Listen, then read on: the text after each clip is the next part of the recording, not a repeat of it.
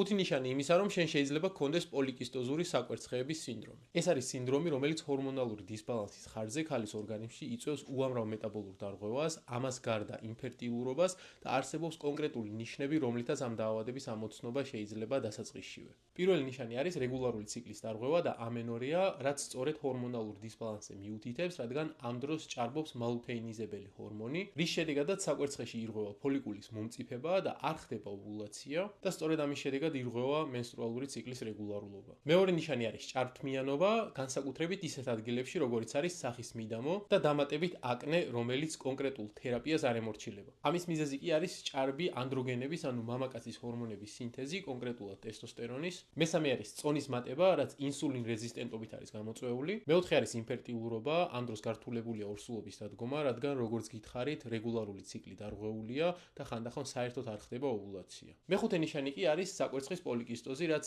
ამ სინდრომის სახელშივეა უკვე ინტეგრირებული. სწორედ დარღვეული ოვულაციის და ფოლიკულის მომწიფების ხარჯზე საკვერცხე გამოიყურება პოლიკისტურად, რადგან მორფოლოგიურად ბევრი არასრულად მომწიფებული ფოლიკულა საკვერცხის მიდამოში ვიზუალიზდება.